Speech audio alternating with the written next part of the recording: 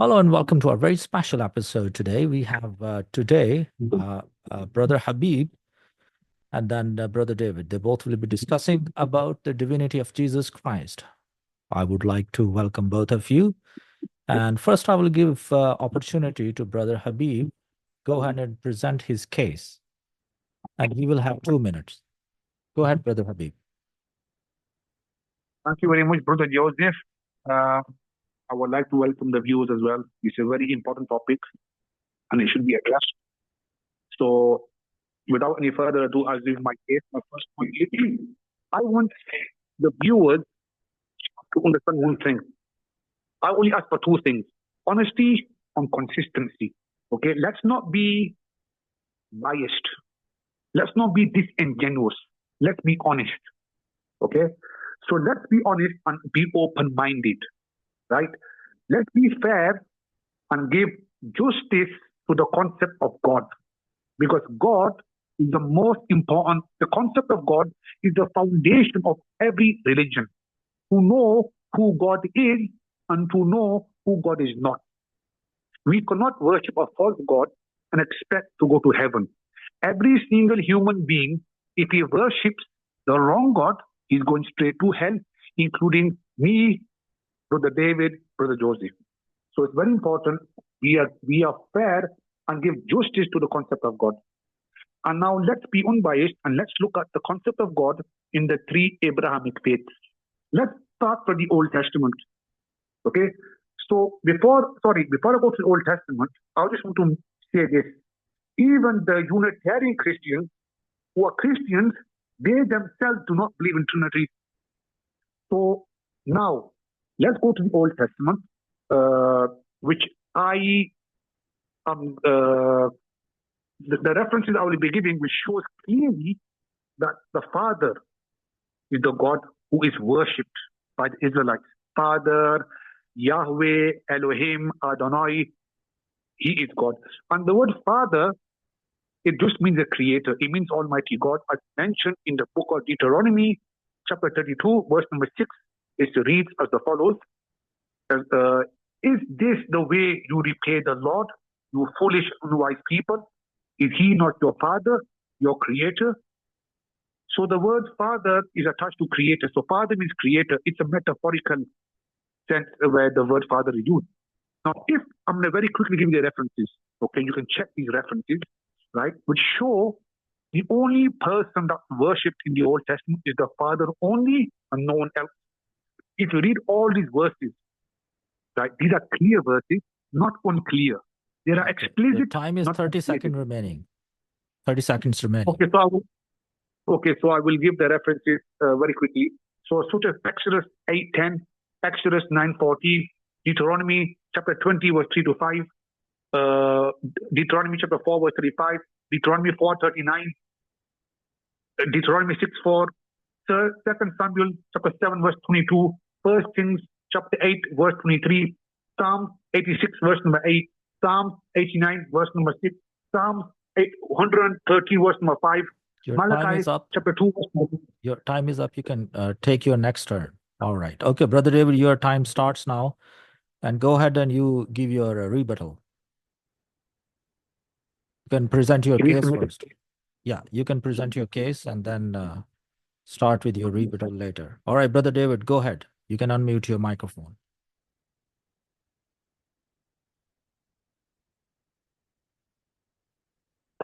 Yeah, Brother David, can you hear us? Okay, can you hear me now? Yeah, we can hear you. Go ahead. You start your discussion. I want to say thank you to the moderator and everybody that is listening to us. We want to look at the divinity of Jesus Christ. The divinity of Jesus Christ, with what I introduced as precepts instead of concepts. For the Bible offers precepts. Precept is the way the Bible is arranged by the power of the Holy Spirit. Concept is the ideology of man, just as you can conceive. Genesis 1 says, in the beginning, God created the heaven and the earth. So we have our creator there. John 1:1 says, in the beginning was the Word, and the Word was with God, and the Word was God. The Bible says in verse 2, the same thing, the same was with God in the beginning. Verse 3 says, all things were made by him. So we have a maker, all things were made by him. And verse 14 says, verse 10 says, he was in the world, and the world was made by him. Repeatedly, he was in the world. The word was made by him. Verse 14 says, and the word became flesh. So we see the word becoming flesh. And the flesh, that word is called Jesus Christ. But before he became flesh, he's been in the beginning, the creator. He was in the world, and all things were made by him. All things were made by him. And Colossians 1:16 says, for by him were all things created. Remember Genesis 1 verse 1, God created. Then Colossians 1:16 says, for by him were all things created. And there's only one creator. From Genesis to Colossians, one creator. All right, the New Testament is a mirror that helps us to see into the Old Testament clearly. So the precept of the Bible from Genesis to Revelation calls Jesus Christ the creator. That means Jesus Christ is the creator. He was in the world. The world was made by him, but the world did not know him. This is the problem we have with most atheists and most Muslims, because they don't know Jesus. They don't know his person. They just assume that Mary gave birth to him. No. Before Mary gave birth to him, the Bible says he was in the world. He made the world. But it was when he became flesh in the You have womb of 30 Mary. seconds, Brother David. Yes, so I have introduced what I call precepts of the person of Jesus as regarding his divinity. Thank you. All right. Thank you so much. Okay. Go ahead, Mr. Habib. You can continue from where you stopped.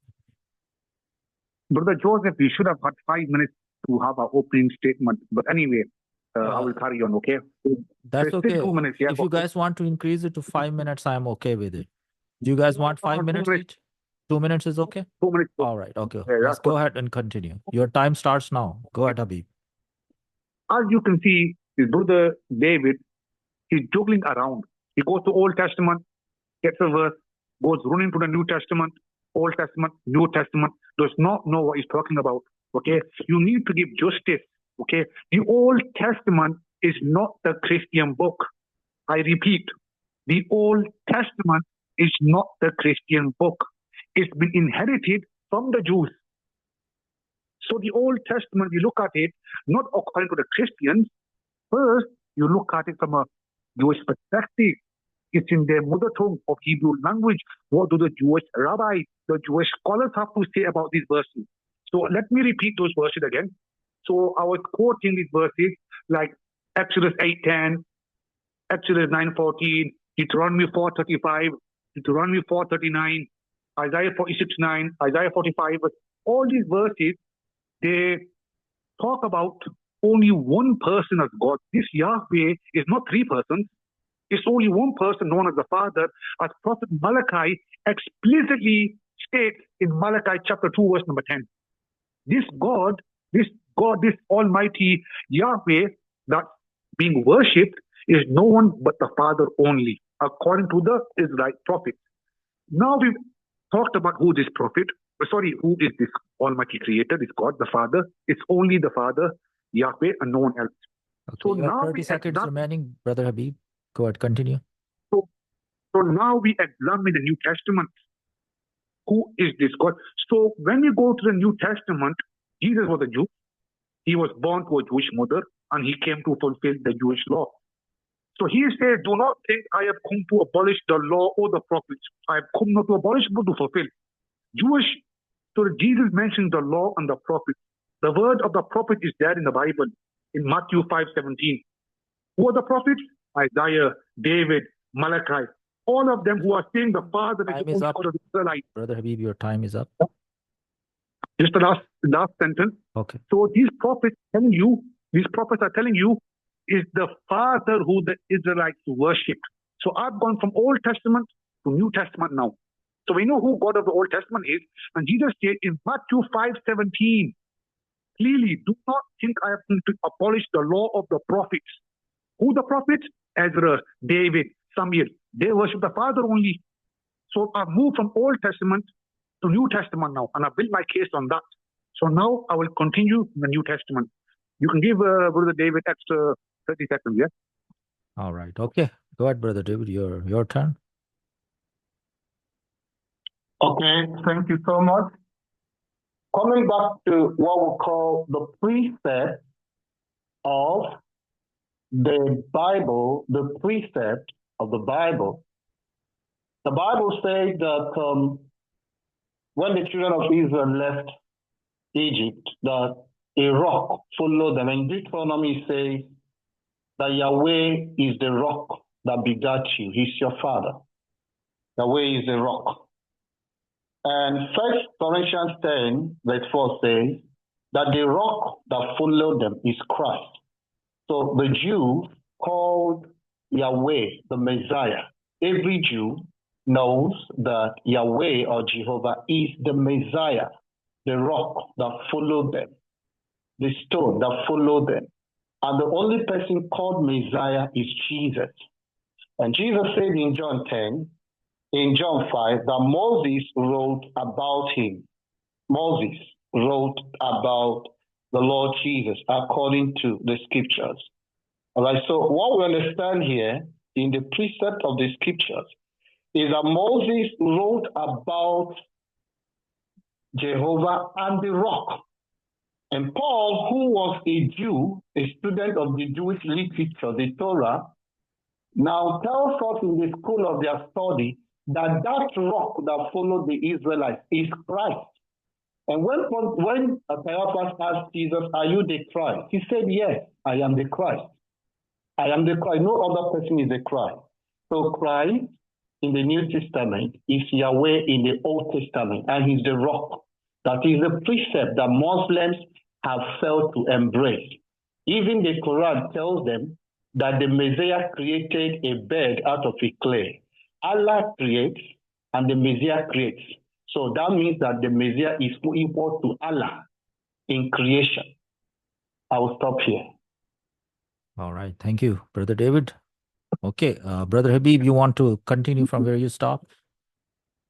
Yeah. This is now we're talking about, we're making justice now from the Old Testament to the New Testament and the Quran. He is juggling around from Old Testament, New Testament to the Quran. This guy is not making any sense. He doesn't know how to make any case. He's just juggling around. So I've shown you from the Old Testament who is God. Who is God in the Old Testament? Let's read, forget what David says. Let's see what Prophet Malachi says in chapter 2, verse number 10. Have we not all one Father? Has not one God created us? The word Father is created to God. So Prophet Malachi is telling you it's the Father who is God, not what he's talking about. He's just making this lame excuse. I don't know where he's coming out with. I'm giving references with quotation. Now let's move on to the New Testament. Jesus worshiped God the Father. Jesus definitely worshiped God the Father because he acknowledges this. Because in Mark 10, verse 17 to 18, it reads as follows. Now as he was going out on the road, one came running, knelt before him and asked him, "Good teacher, what should I do that I may inherit eternal life?" So Jesus said to him, "Why do you call me good? No one is good but that God alone." So Jesus categorically denied being God according to Mark 10, verse 17 to 18. Jesus says, "Why do you call me good? There is no one good except God." Yes, later on, Jesus says he is the good shepherd. No one disagrees that. So he calls himself good later on. In the New Testament, we have 30 seconds remaining. Yes, we know Jesus is good, right? We are all good in that sense. But absolute goodness only belongs to God. So if Jesus was God, then he shouldn't object to being called good. Ultimately good. There was no need for him to say only God is good. If Jesus is God, this is the time for Jesus to say, "I am God and I am good." But Jesus is categorically denying that. God is good. And he says ultimately God is good. So not that Jesus is not good, like I said. Okay. He is good. Time is up, Brother Habib. Your time is up. But here It's talking ultimately God is good alone. All right. Thank you so much. All right. Go ahead, Brother David. Your turn now. Okay. Going to the Old Testament, Muslims have always used Mark 10:17 to say that Jesus says, I am not God. But Jesus didn't deny it. And when he was gone forth into the way, there came one running and kneeled before him and asked him, Good master, what will I do that I may inherit eternal life? He said, Good master. He did not say good God. In Israel, the Pharisees called themselves masters. That's why in Matthew chapter 23, Jesus said, Don't call yourself masters. Don't call yourself masters. It was a title. So he wanted to bring down Jesus to the level of a master because it was a commonly practiced system, the Pharisees. But in John 10, Jesus said, I am the good shepherd. He called himself the good shepherd. He didn't deny it. And the only person that is called the good shepherd is Jehovah in the Old Testament. Jesus said, I am the good shepherd. But because it was a system in the Pharisee practice to call themselves masters, all of them had their masters. And they were just seeing Jesus as one of the masters. Jesus was telling them, I'm not just a master. No one is good. He didn't say good God. If he had said good God and Jesus said nobody is good, but he said good master. So I want to correct Habib. The man here did not say good God. He said good master. They were calling themselves You have good 30 master. seconds remaining. Hello? Yeah, you have 30 seconds remaining. Go ahead, continue. Yeah. So I speak from God and where Jesus now called himself the good shepherd. Only Jehovah is called the good shepherd. So in John 10, Jesus called himself Jehovah by calling himself the good shepherd. Jesus is God, calling himself the good shepherd of Israel. All right, Brother David, your time is up. So go ahead, Habib. You can continue from here. Yeah, you see how he does not know the Bible, okay? Because it is teaching master, that's okay. That's the KGV. It says good teacher, master. Anyway, he fails to realize Jesus is rebuking the young rich man for calling him good. I did not deny he's not a good shepherd, good man. We know he's good. But in this context, he's talking about ultimately good. All goodness belongs to God. So the man, look, if you could read this in context, brothers and sisters, Mark 10, verse 17 to 18.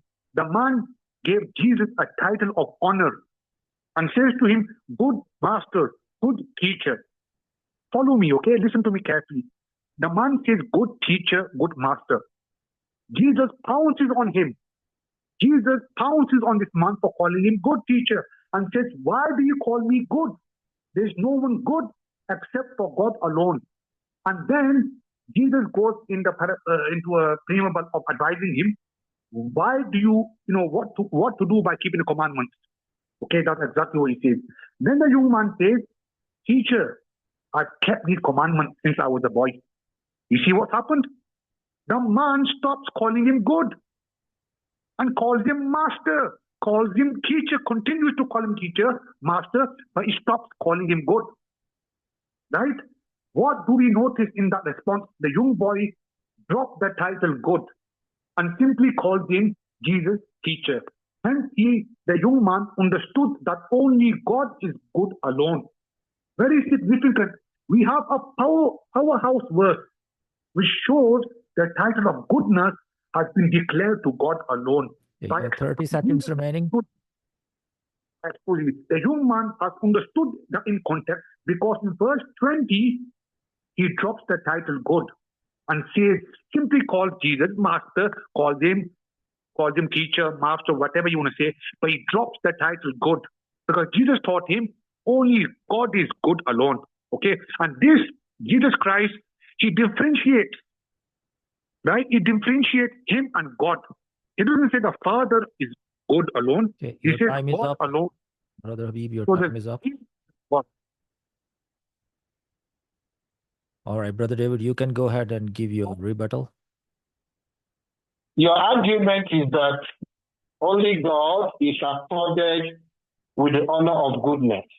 And the man said, good master.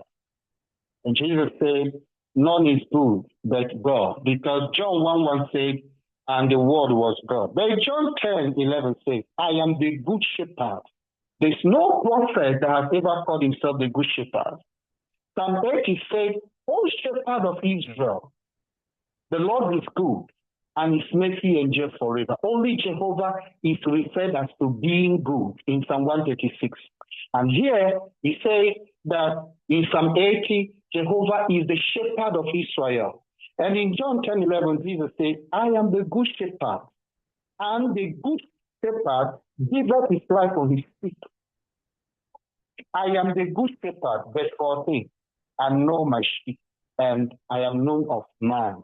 On 2 occasions, Jesus called himself good shepherd. A mere man called him good master.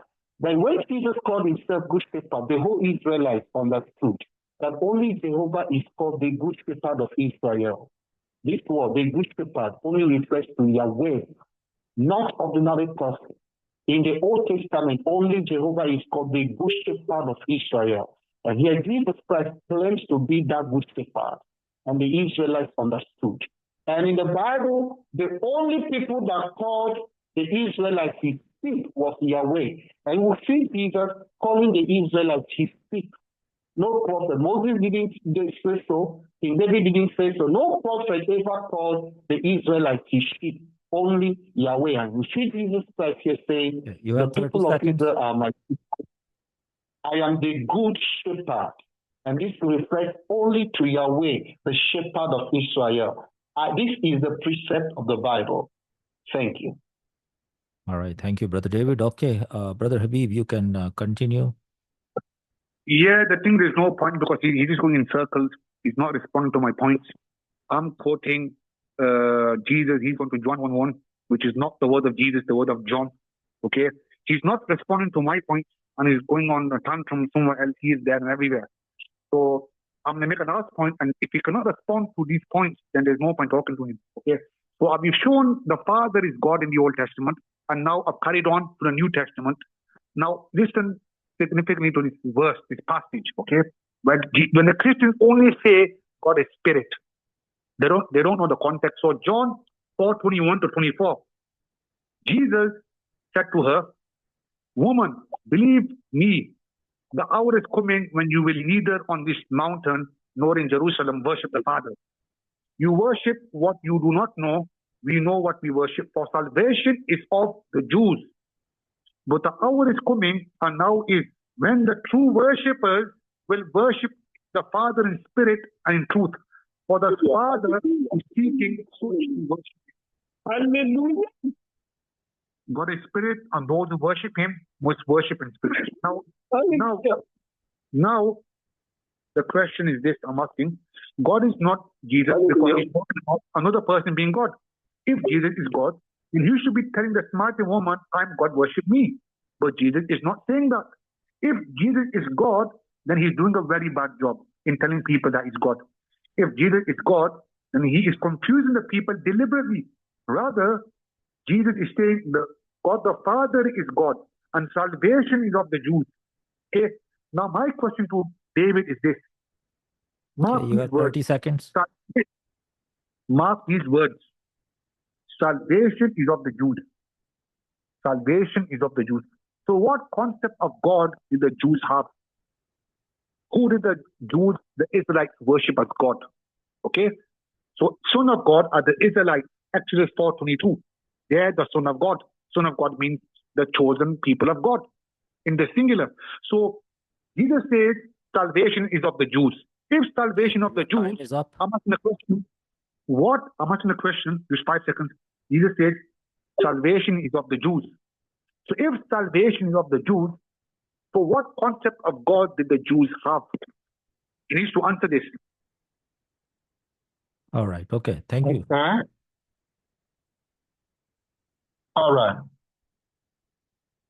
The concept of God, let me just answer your question. that the Jews have, I'll answer it to you from Genesis 19:24. In the destruction of Sodom, Moses wrote, "Then the Lord rained upon Sodom and upon Gomorrah brimstone and fire from the Lord out of heaven." So we have two Yahwehs here. Yahweh that visited Abraham with two angels, and the other Yahweh in heaven. The Father sent his Son. The Son that the people that the Old Testament people saw was called Jehovah, but he was still physically. Abraham saw him. But in the destruction of Sodom, Yahweh rained upon Sodom and upon Gomorrah brimstone and fire from Yahweh out of heaven, two Yahwehs, one in heaven, one on earth, the Father and his Son. Is been there in the Old Testament. So the precept of the Bible from Moses is that there's a Father and there's a Son. Two of them are called Yahweh. Genesis 19:24. And in the New Testament, Jesus calls himself the Almighty. Only Yahweh is called the Almighty. In Isaiah, I'll bring up that Jesus says in Revelation, "I am the first and the last," and only Yahweh is called the first and the last. So let's begin from Genesis. Habib, you need to know the Bible and not to mess with the Bible as the Quran did. You know, the Quran messed with the Bible. You are telling us that the Bible is corrupt. But there's no way in the Quran we are told the Bible is corrupt. There's no place in the Quran that says the Bible is corrupt. So if you say the Bible is corrupt, you are...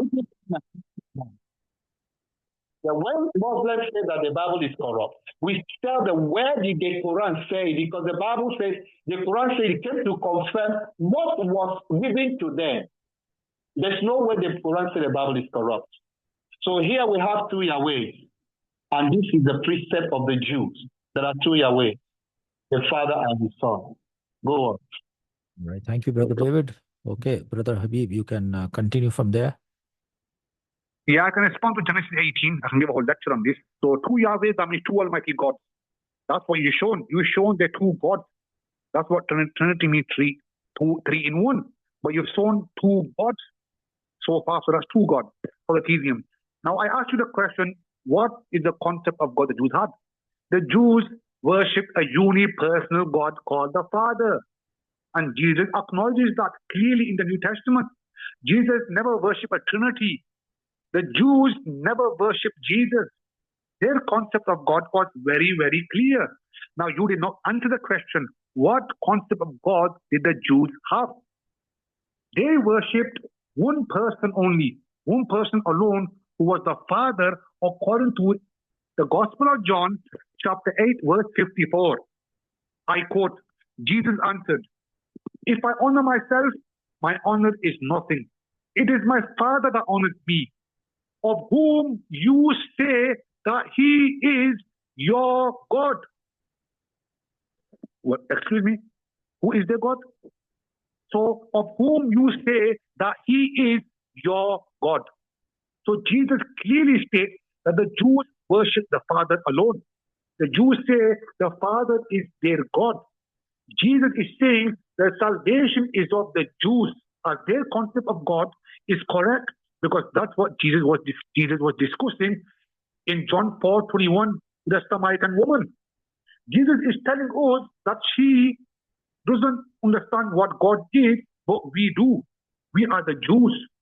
So how can salvation be of the Jews if their concept of God is incorrect? 30 seconds. So now the question is this. So how can the salvation be of the Jews if their concept of God is incorrect, which does not include Jesus as God?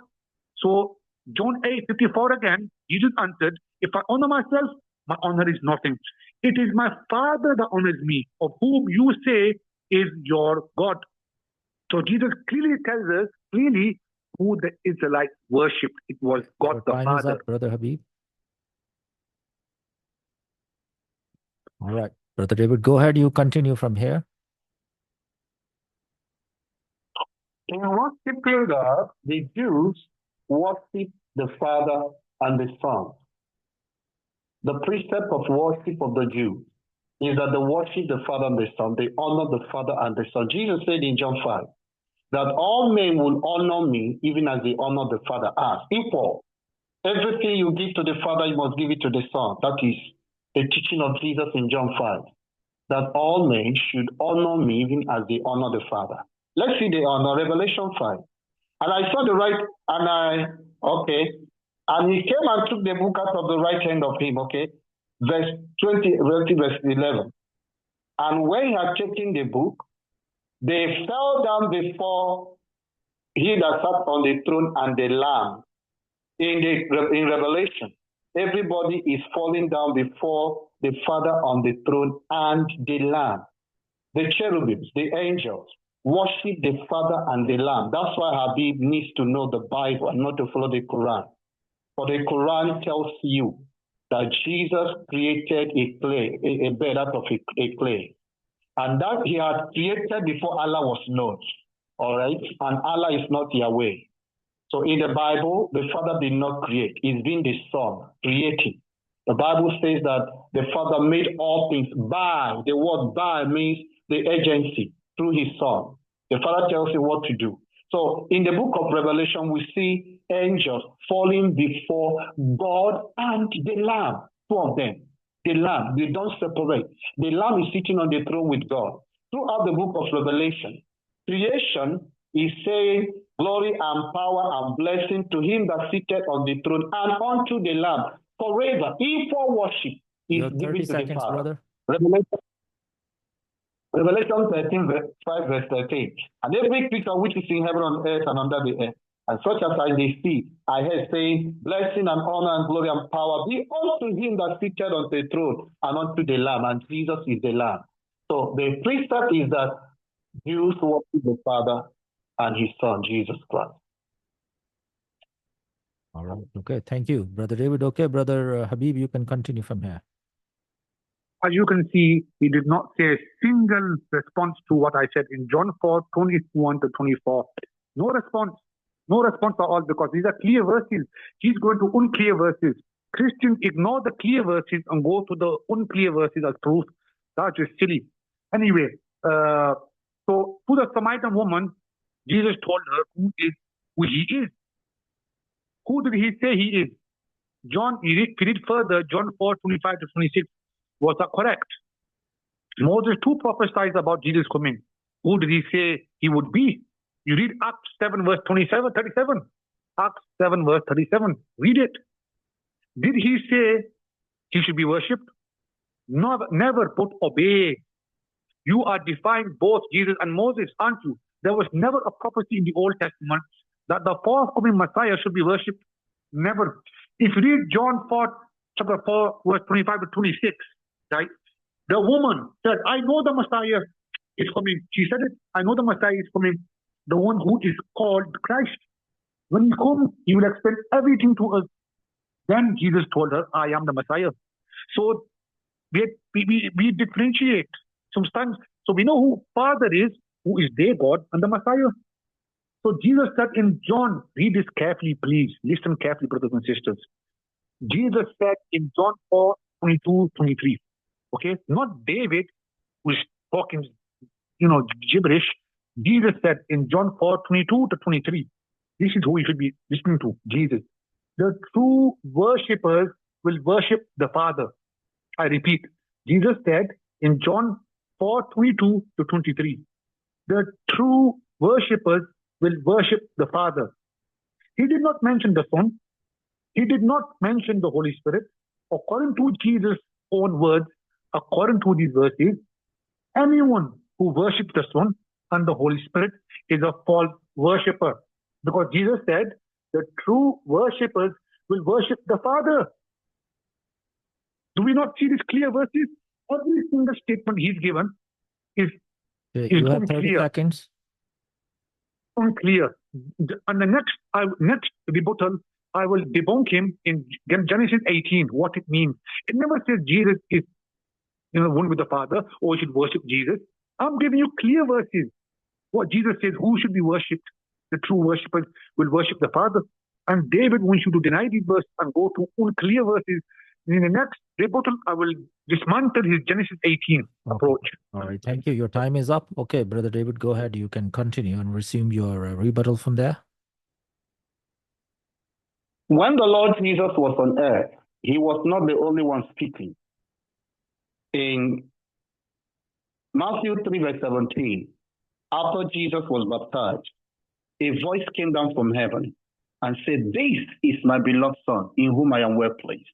The first time the Israelites will hear a voice from heaven calling somebody his beloved Son, it has never happened in the history of the Israelites. In Matthew 17 verse 5, Peter, James, and John went to Mount Tabor, and the same voice came from the bright cloud and said, "This is my beloved Son, in whom I am well pleased. Hear you him." The Father commanded the people to hear Jesus, and Jesus commanded the people to worship the Father. Did you see the correlation? The Father will tell the people, "This is your role towards Jesus. You must listen to his my beloved Son." Now, Muslims deny this. Muslims oppose the Father. They claim they serve the Father. So even Habib is an opponent of the Father.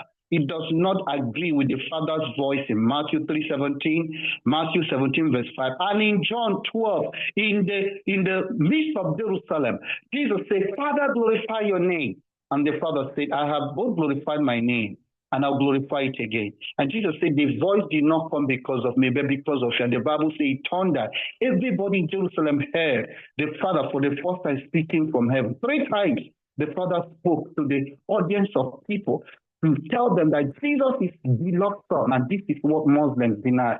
And Habib is talking about the Father. The Father, you don't believe that he spoke from heaven, that Jesus is Son, and the Father is saying, "Hear ye him." And Jesus said, "The very honor you give to my Father, you must give it to me." Jesus is saying, "You must worship my Father." Yes, Jesus is saying, "You must worship my Father." In Hebrews 1, God said to Jesus, to the Son, "Oh God, your throne is forever." The Father calls Jesus God in Hebrews 1 verse 8.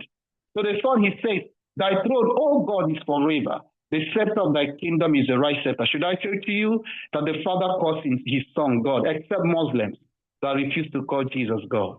Okay, your time is up, Brother David. Thank you. All right. Brother Habib, you can go on and continue. Yeah, I made it 3 minutes, okay? Because I'm going to rebuke him when he Okay, comes. that's okay. If you want, you can take 5 minutes, and I'll give 5 minutes to Brother David. Is that okay? No. Only 3 minutes. Only 3 minutes? 3 minutes, okay? So, okay, this one will do 3 and 3. All right, go ahead. So you need to, Genesis 18, this is the rebuttal. So you need to first understand the biblical language. How do the Jews understand this? The Jewish rabbis who know Hebrew as their mother tongue, never believed God came down as human form. Never. So what is David talking about? So there is an unconventional way of conveying information in the Hebrew Bible. Listen to me, David. Don't just go anywhere else. You need to respond to me. Genesis 18. In the Hebrew, in the Jewish scriptures, an angel can be called God. A prophet can be called God. It's just interchangeable. A judge sitting in the Jewish court in Exodus chapter 21 and 22 is literally called Elohim. In Exodus 21 verse number 6, then his master must take him before the judges. Elohim is used for judges. Exodus 22 verse number 8. But if the thief is not found, the owner of the house must appear before the judges. Elohim is used. Now listen to me very carefully. When Moses pleads with God, he says something like, "I'm not just up to believing the children of Israel because I have speech, he can't speak impedance yet." So that's how Exodus chapter 6 ends. Exodus chapter 6 ends in verse number 30, chapter 6 verse 30. But Moses said to the Lord, "Since I speak with faltering lips, why would Pharaoh listen to me?" So after Moses' argument, God says to Moses, you will be God to Pharaoh, and Aaron, who didn't even have speech problem, he'll be your prophet, and he'll speak on your behalf. That doesn't mean Moses is God. So when you read Exodus 7:1, the Lord said to Moses, "See, I have made you like a God, Elohim, to Pharaoh, and your brother Aaron will be your prophet." Angels are also called God, even in the book of the Hebrews, and in the New Testament quotes, you made them lower than the angels. Psalm chapter 8, verse number 5, you have made them little lower than the angels, Elohim, and crowned them with glory and honor. Glory and honor. Does that mean they're God? Same thing you use for Jesus. You know, honor the Son that you honor the Father. It says honor here. It says glory here. But the angels God. Respond to that. The text clearly says God. Okay? Psalm 8, verse number 5. So all this can be You have 30 exploited. seconds. You have to be very careful if you're wondering these angels are interchangeable. Okay? Because in Genesis 19, verse number 13 and 14, we explicitly ask the same story continues. Genesis chapter 19, verse 13 to 14. For we are about to destroy this completely, yeah? Us. Because the Lord is able to destroy the city. So who is destroying Sodom? God or the angel? Well, it depends, because the angel is doing what God sent him to do. The word angel in Hebrew means malach, which means time is messenger. up. Okay. All right. He needs to respond, though. He needs to respond to my point. Sure. He needs to respond to my... Okay, well, all right. Brother David, go ahead. You will have 3 minutes to complete. Responding to his point, I have done that with time without number. I'm not directly going to respond to his arguments against the person of the Lord Jesus. But Genesis 19 tells us that Yahweh came with two angels, Malakim, two angels, and one person that was talking with Abraham. The person that Abraham called God was speaking to him one-on-one. You know, Genesis 18, 19, Abraham was talking to God one-on-one. He would take permission. And in the course of destroying Sodom, those is records that there's one Jehovah or Yahweh in heaven and another Jehovah on earth. The Jehovah in heaven had to send fire to Sodom through Jehovah on earth or Yahweh on earth. He's been the Father. Jesus said, my Father in heaven. So from the beginning, he bring the Son called Yahweh. Nobody had ever seen God except he that came from heaven. Now, you talk about worship. Okay, it says here, it didn't say God. Use the word Yahweh. Appeared 2 times. Habib, don't play games here. It didn't say God, send fire. It said Yahweh. Yahweh. It didn't say angel, the God. Say Yahweh. In the whole Bible, say Yahweh, the God of Israel. Whenever you mention God, capital G-O-D, uppercase G, it refers to Jehovah. If it is a lowercase G, it can refer to an idol. Here, it says Yahweh in heaven, then rain down fire through Yahweh on earth. So my point here is that from the Old Testament to the New Testament, people knew there was a man that will come from heaven, and his name is Jesus. Moses wrote about him, Abraham wrote about him. Physically, he walked with men, and the word later became flesh and walked with men on earth. One man has been walking with men on earth from Genesis, from the creation of Adam, and that man became flesh and dwelt among us and started walking with men. And he said that all men should honor him as you honor the Father. And in Revelation 1, Jesus calls himself, I am the first and the last. Only Yahweh calls himself the first and the last. In Isaiah 48 verse 12, only Yahweh is called the first and the last. And Jesus calls himself the first and the last. Habib, do you need any other scripture? You have 30 you don't minutes, want to brother. believe like Muhammad? Yes, it is only Muhammad that began to contend with every word of Jesus Christ. That Jesus Christ called himself the first and the last, which is only attributed to Yahweh. No prophet called himself first and the last. No prophet was called that name from Genesis to Revelation, only Jesus. So Jesus is not just a prophet. He is Yahweh in the physical. The ancient Yahweh that people, Abraham, Adam, Eve, and the rest of them walked with, that became flesh and dwelt among them. Okay, thank you, Brother David. Your time is up. All right, Habib, you can go ahead and take your turn. 3 minutes again, yeah? Okay. Yes, 3 minutes is now, good, yes. Okay, now, the first point, this is how ignorant David is. He talks about capital G, and do you not know, you ignorant person, I'm very sorry to say, Do you not know there's no such thing as capital and lowercase letters in Hebrew and Greek? Do you not know this, Mr. Pastor? There's no such thing as capital G and small g. Time to educate you. When you use John 1:1, in the beginning was the Word was with God. What's the Greek word? The word is hotheos. It means the God. Exactly same word is used for the devil in 2 Corinthians chapter 4, verse number 4. But you put a small g. Why you put a small g when it's the same word in John 1:1? If John 1:1 is a false God, the devil should be a false God as well, but it's not. They put a small g. Why put a small g? Is it a false God? Okay, so John 1:1 is a false God as well, because the same Greek word. That's the first point. Now when he said the first and the last, time to educate you again, and it's so embarrassing.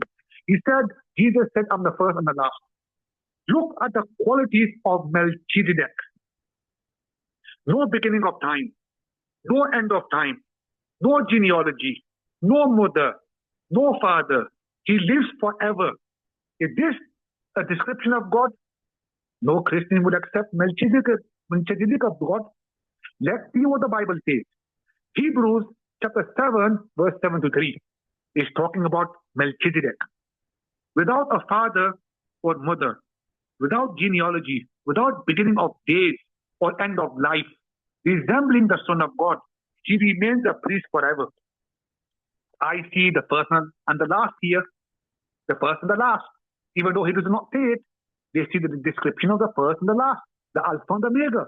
I say the only being that has this quality is God. Here, Melchizedek has that quality. So now, do you consider him to be God now? Because he's the first and the last. At least Jesus had a genealogy. This guy has no genealogy. Jesus had a mother. This guy got no mother and no father. So he must be a greater God than Jesus, a greater Alpha and Omega. So you can research, but it's quite obvious you are ignorant of the Bible. So you need a Muslim to educate you on the Bible. So Melchizedek has those qualities of God also. You have 30 seconds, Habib. If Melchizedek cannot be taken by you, approved by you, believed by you, then how can Jesus, who is less than that, be God? Because here it says beginning of days, end of days, no genealogy. He lives forever. So this is the Alpha and the Omega description. So do you call Melchizedek God as well? All right, your time is up, Brother Habib. Go ahead, Brother David. You can respond to him. Okay. Now let me respond to his claims and try and educate him so that at least his soul will be saved. In Isaiah 41 verse 4, Jesus says, the Bible says, who hath wrought and done it, calling the generations from the beginning? I, Yahweh, the first, and with the last, I am he. Isaiah 41, Isaiah 46, verse 44, verse 6. God says Yahweh, the King of Israel, and his Redeemer, Yahweh of hosts. 2 times the name of Yahweh appears. I am the first and I am the last. And beside me, there's no other God. The first and the last. Listen again. Isaiah 48 verse 12. Hearken unto me, O Jacob, and hear my call. I am he, and the first and also the last. Now let's see what Jesus Christ says in Revelation 1 verse 11, 1 verse 17. And when I saw him, I fell at his feet as dead, and he laid his hand upon me, saying, fear not, I am the first and the last. Jesus is saying, I am the first and the last. I am he that liveth and was dead, he that died on the cross. The first and the last said, I am the first. And Allah claims to be the first and the last. Did Allah die? 600 years, 560, 70 years after Jesus had died, proclaimed himself to be the first and the last. Allah began to call himself the first and the last. Muhammad wanted to attribute the person of Jesus to Allah, because only Jesus, Jehovah, is called the first and the last. And the first and the last said, I died. Did Allah die? And behold, I'm alive forevermore. And I have the keys of hell and death. Jesus Christ said, I am the first and the last. And unto the church which is in Smyrna, write these things. These things saith the Christ and the last, which was dead and is alive. Jesus writes to his church and says, tell my church, I am the first and the last. I am Yahweh. I am Yahweh. Habib, you don't know the Bible, you don't know the person of Jesus. I'm saying that you'll be saved. So the blood of Jesus will cleanse you. That in Revelation 22:13, Jesus says, I am Alpha and Omega, the beginning and the end, the first and the last. Three times. Fulfilling 3 times in Isaiah in Isaiah 44, 41, 41, 48. 3 times in Revelation, Jesus and Yahweh. Jesus claims, I am Yahweh, the first and the last. Which Muhammad 600 years began to attribute to Allah, having denied that Jesus is the first and the last. He began to tell them that Allah is the first and the last. Okay, when Muhammad actually told okay, thank you. You see how he's talking, put a nonsense. No, brother Habib, brother, please, no name calling. We have to stick to civilized rules. Thank you. Right. But you can see how he's talking gibberish about the Quran. The topic is not about Quran. No one says Muhammad is God. So he's going to Quran, Muhammad 600 years later. He is so ignorant, he could not respond to the capital G, small letter G that he talked about before. Remember, he talked about, oh, God, capital G is God, or small g means false God. Why is you changing the small capital G to a small g for the devil when the same word is used in John 1:1, Almighty God? He did not respond to that. Also, he said the first and the last. I just shown you Melchizedek has that same quality of being Alpha and Omega. I just shown you. I quoted the verses. He did not respond to that. Now I will continue. So Jesus Christ was a Jewish person. He was a strict monotheist. Okay. When Jesus was asked in Mark 12, verse 28 to 29, one of the teachers of the law came and heard them debating. Nothing that Jesus had given them a good answer. He asked him, of all the commandments, which is the most important? So verse 29 of Mark chapter 12, Jesus answered him, the most important one is, Hear, O Israel, the Lord our God is one Lord. Exactly what Moses, the Shema in the Old Testament for the Israelites. The Israelites did not know Trinity, 2 persons, 3 persons. They just know the Father as God. That's it. So in Mark 12:28, who's the questioner? And you answer this. Who is the person questioning Jesus in Mark 12:28? Who is this person that's asking Jesus in Mark 12:28, which is the first commandment? Who is the questioner? Who is the questioner? Jesus Christ. Who is the person that asked him? I tell you, it was a Jewish man who questioned Jesus, what is his concept of God? The answer Jesus gave was a unipersonal God, the Father alone.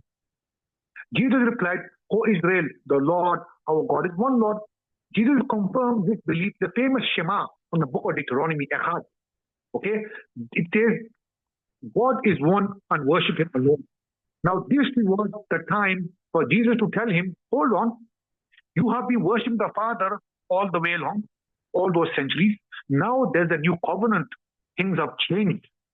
I have now been declared to be God, and there is another one, a third person called the Holy Spirit. You people, you should worship all 3 of us in one deity. Right? Jesus should say this. Not David. Jesus should say this. But Jesus doesn't do that. You have 30 seconds. Jesus tells that man, the Jewish man, it's the same unipersonal God. The law of Moses, what the Jews till this day worship. If Jesus was God, then why in Mark 12:29, Jesus said, Hear, O Israel, the Lord our God is one Lord. The word our God indicates that Jesus had a higher God over him, a stronger God than him. Jesus didn't say your God, he said our God, which includes Jesus as a creation of God. Your time is up, Brother Habib.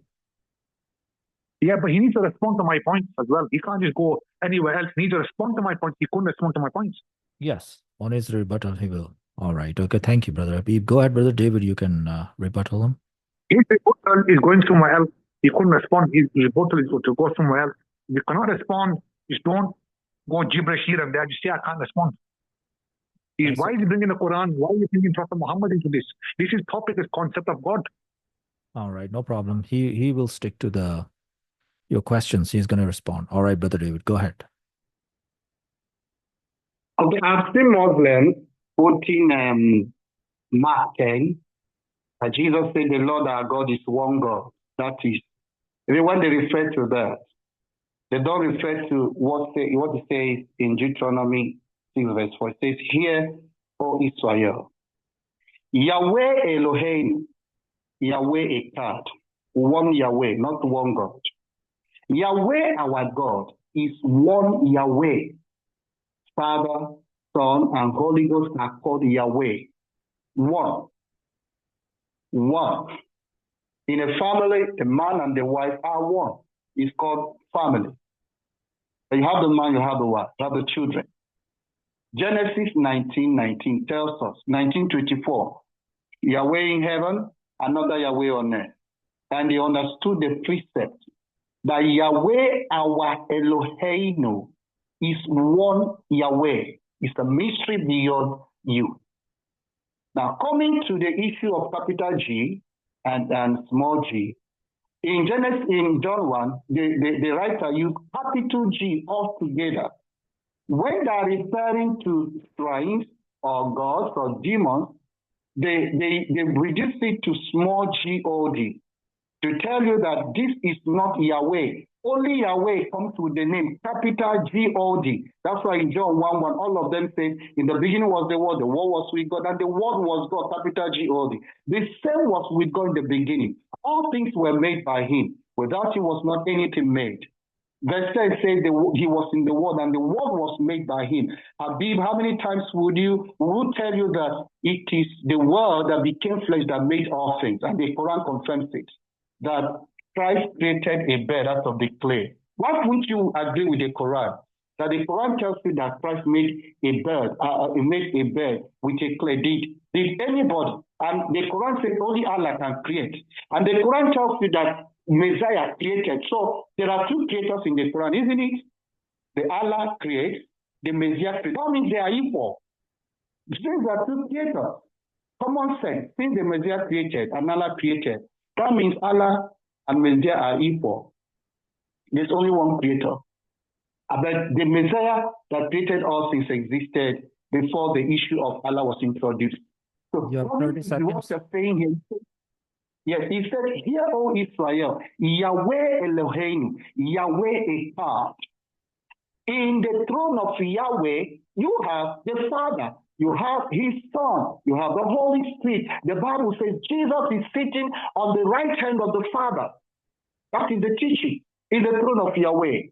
One Yahweh is made up of the Father, the Son, and the Holy Spirit. And that's the teaching of the Bible before Muhammad was born and before the Quran was written. Your time is up, Brother David.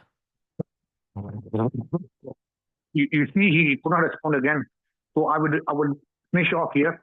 So as I said in Mark 12:28, a Jewish man who believes in the Father alone to be God, and I've shown that all the way through from the Old Testament and New Testament, right? He says, ask Jesus, what's the first commandment? So Jesus replies back and says the most important commandment is the Shema, right? So the Lord, our God, is one Lord. Jesus says, our God. The same thing as Moses said in the Deuteronomy 6:4. So the Jewish man responds to Jesus. Let's carry on. Okay. So in Mark 12, verse 32, so far, of course, in Mark 28-29, we're going all the way. Now, Mark 12, verse 32. Mark 12, verse 32. Well said, teacher, the man replied. You are right in saying that God is one and there is no other but Him. The Jewish man says to Jesus, you have spoken the truth, right? There is notice this, brothers and sisters. In Mark 12, verse 32, the man says to Jesus, you have spoken the truth. There is no one else besides Him. Who is this Him? In Mark 12:32, the Jewish man is saying Him. Who does the Jewish man mean by him? Can you anybody answer this, please? In Mark 12:32, him is the Father. Instead of Jesus telling the Jewish man, hold on, no, there are two more persons. He says, you are close to the kingdom of God. In Mark 12:34, when Jesus saw that he had already answered wisely, he said to him, you are not far from the kingdom of God. And from then on, no one dared to ask him any more questions. In other words, Jesus is saying, you are telling the truth. You have stated correctly that there is no one else besides him. Who is this him? It's the Father. It's the Father alone. So I've given the full context from Mark 12:28, where the man asks, and Jesus replied, the Shema of Moses, okay? Because the Israelites believed the Father to be God only, not Jesus. The Son was not even born, and the Holy Spirit. So it doesn't say that, it says him. So who is this him? It's the Father alone. And so far, that's all I have to say at the moment, yeah. So anyway, he's not responding back to me. Let's make our final statement. Seconds. And yeah, that's enough for me. I think that's enough now. So I think your eyes fire first. He can have his time and you can call it quick. Let the people decide. All right. Okay, Brother David, go ahead. It's your turn. Okay.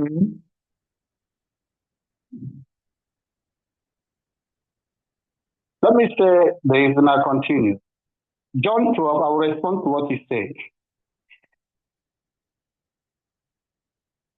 John 12, verse 40 says, he has blinded their eyes and hardened their hearts. Okay. Nevertheless, among the chief rulers, also many believed on him, but because of the Pharisees, they did not confess him, lest they should be put out of the synagogue. For they love the praise of men more than the praise of God. 44. Then Jesus cried and said, he that believeth on me, believeth not on he that sent me, but believeth not on me, but on him that sent me. And he that feared me, feared him that sent me. Okay? And I am the light. I am come a light into the world. Where did Jesus come from?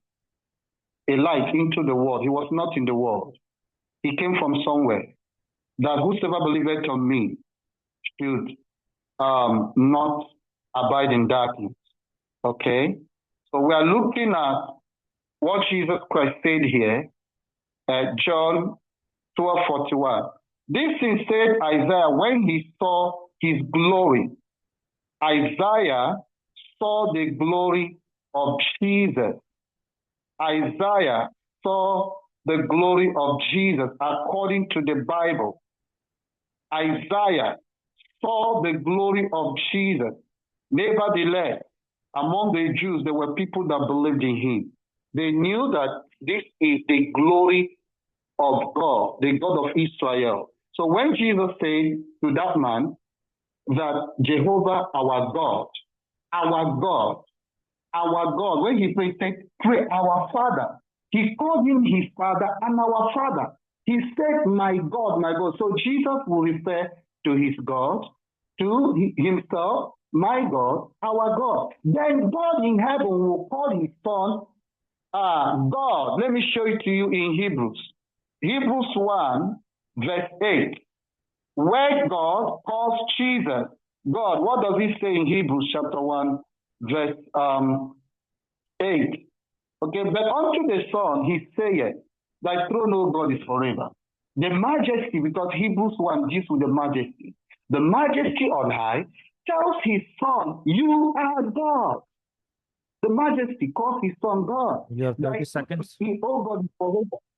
Yes, your throne is, oh God, is forever.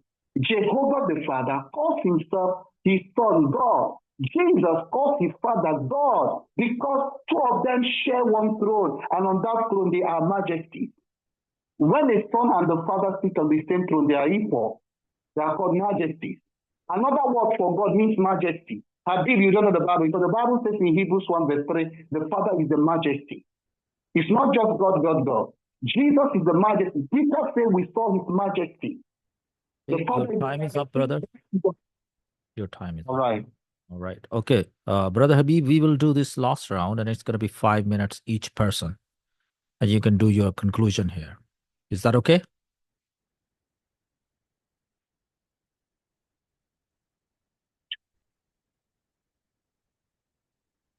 Yeah, Brother Habib, can you still hear us? Yes, I'm there. Okay, you have 5 minutes and this will be our last round. And then 5 minutes will be taken by Brother David. I think that's enough for me now. I'll let him have the 5 minutes. I need to go right now. Later on, we do. Okay, so you have to go now? You're busy? Yeah, I have to go right now. All right. Okay. All right, ladies and gentlemen, thank you for your precious time that you gave, and you have heard arguments from the both sides, Brother Habib and Brother David. Okay, it's up to you. Please go ahead and write your own thoughts and your comments in the comment section. And please do join us for our next video. Thanks for joining us.